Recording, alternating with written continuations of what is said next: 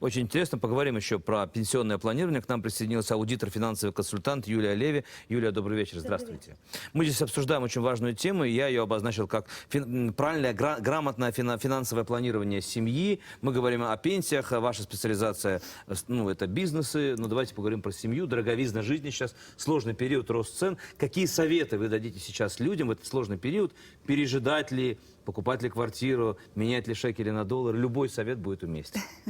Вы знаете, есть такое хорошее предложение, говорят, цените мой совет за столько же, сколько вы мне за него заплатили. Да. Как бы, учитывая то, что мы говорим на самом деле о каких-то общих мерках, я могу вам сказать мое мнение, мою линию инвестиций и вообще ведения денег. Я считаю, что нет такого плохой период для инвестиций. Поэтому, если я продолжу тему моего коллеги, я считаю, что именно в этот период люди должны не бояться, пугаться, как-то сокращаться, а наоборот думать: окей, у нас впереди сложные времена, у нас инфляция, у нас высокие банковские, то есть как бы дорогие кредиты. Высокая учетная ставка, суды повышаются. Да, то есть как бы что-то меняется, и тут надо очень быстро реагировать. То есть и тут, в принципе, два варианта. Вариант первый: если у меня определенный уровень дохода, то я могу его оставить на том же уровне, при этом сокращая какие-то расходы. Я не очень верю в этот путь, потому что это не работает на долгое время. То есть временно мы можем что-то сократить, что-то сэкономить, но это как диета. То есть я не могу кушать хассу на протяжении нескольких месяцев. То есть это не сработает. И даже если у меня это получится, предположим, у меня это получится, если я, например, зарабатываю 10 тысяч, а трачу 8 тысяч, то в лучшем случае я сэкономлю 1000, 2. То есть это какие-то копейки. То есть нужно увеличивать доходы. Так Я или верю иначе? только в это. И тут спрашивается вопрос, как это делать. Есть первый путь, очень, так сказать, популярный, просто пойти на работу. Тут каждый получает за свою работу столько, сколько, во-первых, он требует, во-вторых, на самом деле, сколько он иногда стоит. И тут я считаю, что первый и самый главный способ увеличить свой доход — это, во-первых, вкладывать в свое образование, набирать какие-то новые навыки, которые связаны с технологией, с английским языком, с какими-то, может быть, То есть учиться, другими... переквалифицироваться, набираться Только, знаниями, да, то есть, и при читать этом... книжки, брать курсы. Да, и при этом, знаете, очень многие люди, как бы, они заходят в какую-то специальность, и вот они в этой специальности продвигаются. В некоторых случаях это очень выгодно, потому что это востребованная профессия, которая очень высоко оценивается. В других случаях люди попадают в какие-то, ну, скажем так, более скромные профессии, и если они будут развиваться именно в этих профессиях, то, скорее всего, их продвижение в финансовом смысле будет очень медленным. И поэтому именно в этот период, когда все такое бурное, мы слышим очень многих людей, которые меняют профессии, которые переходят в более высокооплачиваемые профессии, при этом, да, что-то кардинально меняет. То есть люди, которые вдруг после очень долгой каких-то карьер, как, не знаю, например, там, тот же страховой агент, они вдруг меняются, идут какие-то учить курсы или еще какие-то, то есть, технологические профессии, и тогда, да, прыжок в доходах, он намного значительный. Более того, если я продолжу вашу тему, если у меня будет выше зарплата, то все мои пенсионные фонды также вырастут. То есть если я со своего кармана буду что-то там докладывать, по моему мнению, это копейки, которые не принесут на самом деле какое-то очень хорошее финансовое положение, когда я выйду на пенсию. Это первое. Во-вторых, как только у меня будет выше профессия, пути, то есть к банковскому кредиту будут короче, дешевле и так далее. И тут, по моему мнению, единственный путь, на самом деле, обеспечить всем нам достойную старость, это только правильные нужные инвестиции, которые, с одной стороны, да, должны быть пенсионными, но это также недвижимость. Не обязательно в Израиле. Я большой сторонник, то есть, как бы смотреть глобально и искать хорошие, так сказать, возможности. Пенсионные фонды вне Израиля тоже? Нет. Пенсионные фонды, это, ну, Да. смотря кто как умеет. Я считаю, что пенсионный фонд — это, да, важная часть, как бы, любой страховки, как бы, Инвестиционные любого... компании Я говорю про инвестиционные компании, которые есть разные, есть всякие, есть из них, которые более удачные, которые, сказать, более, так сказать, скажем так, с более хорошей репутацией. Да.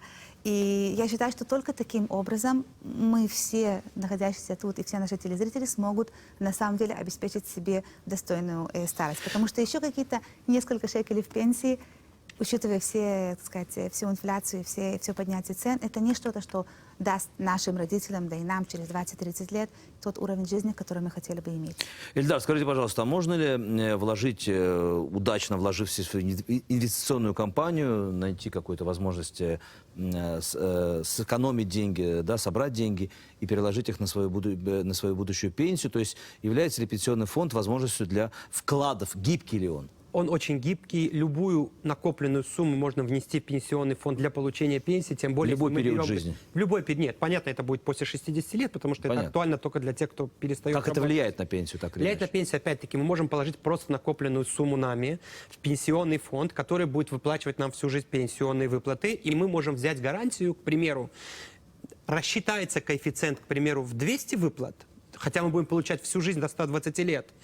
И, к примеру, можно взять гарантию, если человек уйдет раньше, чем через 20 лет, все невыплаченные пенсии получат его будущее поколение. Это дети, внуки, его наследники. Да, но главный То есть, вопрос, растут ли эти деньги с точки растут, зрения деньги процентов, растут, выгодно ли это Ну, они вложение? очень медленно Стоит. растут. Объясню. То же самое, я про сейчас чуть-чуть, не у всех есть возможности покупать недвижимость в том же Батуми. У всех, да. у всех. У всех, кого была моих знакомых У всех. возможности. Я с вами не согласна у всех.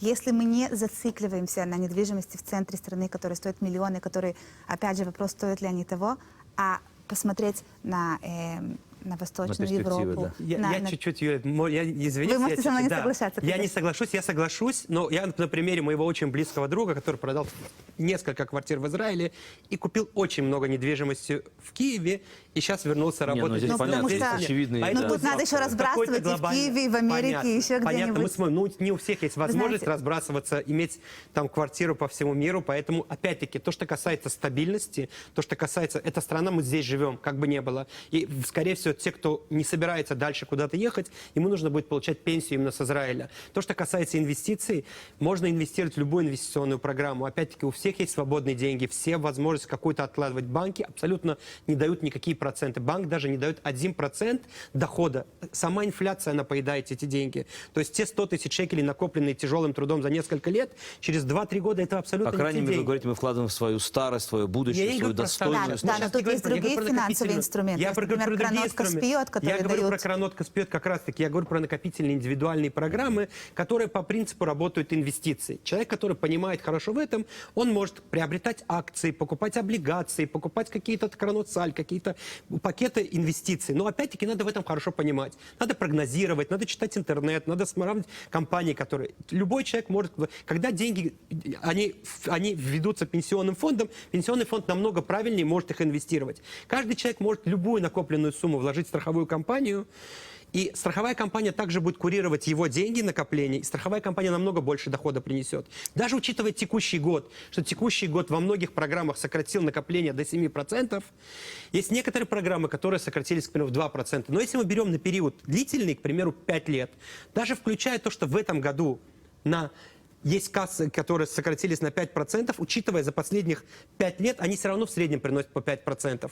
И это больше, чем инфляция на сегодняшний день. Поэтому выгоднее было бы вкладывать... Не все люди готовы расстать. Но опять-таки то, что касается... Не все умеют правильно вкладывать, Да. не все умеют играть на бирже, не все умеют покупать недвижимость. Поэтому Но надо Юлия работать считает, что со именно... специалистами, которые в этом понимают. Я дам вам очень простой пример, который на самом деле объяснит, почему, по моему мнению, лучше вкладывать в недвижимость. Если у меня 20 шекелей, и я вкладываю их в биржу, то спустя год у меня будет 5%. Сколько там 5% от 20 шекелей? Окей. Другой вариант, если я беру эти 20 шекелей, я беру кредит с банка в размере 80, то у меня уже 100 шекелей, которые работают в недвижимости.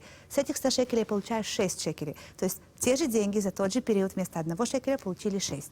Теперь вы скажите, что Я мне скажу, выгоднее? как Тут есть бухгалтер. риск, тут надо знать, что делать, но это да, возможно. Знаете, я на той неделе давала лекцию в компании, в большой компании, и это был курс для людей, которые выходят на пенсию. Там сидели многие пенсионеры русскоязычные, которые отработали тут 20-30 лет. И мы говорили с ними об этих темах. То есть у большинства из них такие скромные пенсионные фонды, что они просто не проживут без какой-то поддержки детей там, или еще кого-то. То есть как бы, и я им сказала, И они об «Ребята, этом не знают или знают и они смирились? об этом не знают, потому что никому из нас об этом никто не Вот я рассказывает. спросил, То есть те люди, могу ли которые, я в своем по-моему, возрасте понять, что меня ожидает, чтобы сейчас принимать Конечно, какие-то это главный действия? первый Уже вопрос, который нужно спрашивать своего страхового агента. И лично я Сколько я рекомендую получу? всем своим клиентам раз в год, в ноябре, в декабре, договориться о встрече со своим страховым агентом и спросить, сколько денег у меня накопилось, сколько я плачу за все комиссионные фонды, сколько я заработал за последний год, сколько я вложил, сколько я заработал, сколько у меня будет на пенсии, и что я могу сделать сегодня, чтобы этот пенсионный как бы выплата через там 20-30 лет была выше. И очень часто оказывается, что Да, иногда стоит добавить там пару сотен шекелей для того, чтобы получить потом несколько, иногда даже тысяч, смотря от возраста клиента. Но, опять же, этого недостаточно. То есть даже если я буду, у меня будет все оптимально в плане пенсионном, этого недостаточно. То есть как бы я считаю, что неважно в каком возрасте, учитывая то, что сегодня люди живут до 85 в среднем в Израиле, 87, мужчины чуть меньше, женщины, в среднем где-то 85, то я считаю, что в любом возрасте, особенно если люди, которые еще не Я так вышли на понимаю, что для пенсию. этого есть специалист, у нас остается 1 минута, я извиняюсь. Для этого есть специалисты, можно ли действительно с помощью финансового консультанта Это не- положиться на правильного не человека, можно, сказать ему, а нужно, у меня есть Борис, деньги, это я не нужно умею делать. вкладывать, Вы знаете, я не умею играть на бирже, но вы Борис, это я- сделаете. Вы знаете, маленькой есть хорошее предложение насчет инвестиций. Лучшее время было сделать инвестицию 20 лет назад. Следующее время — это сегодня. И поэтому это не можно, это нужно. Если мы хотим, так сказать, выполнить свой долг перед нами самими через 20-30 лет, когда мы все будем на пенсии, мы обязаны позаботиться об этом будущем сегодня, потому что ни страна, ни пенсионный фонд за это нас никто Последнее не слово, сделает. 20 Мы говорим в основной массе населения, у которых нет возможности инвестировать в недвижимость. У них Есть. Мы говорим об основной массе населения, у У которых всех на есть. самом деле нет. Это просто надо знать как. Не все знают как. И тут, да, я с Мы вами не согласна. договоримся, Но у я этого вопроса предполагаю- есть ответ. Да, я представляю себе, что мы здесь за этим столом не договоримся, но мы желаем всем процветания и финансового в том числе. Время вышло. Страховой агент Эльдар Портнов и финансовый консультант Юлия Леви. Большое спасибо за участие в программе. Спасибо вам.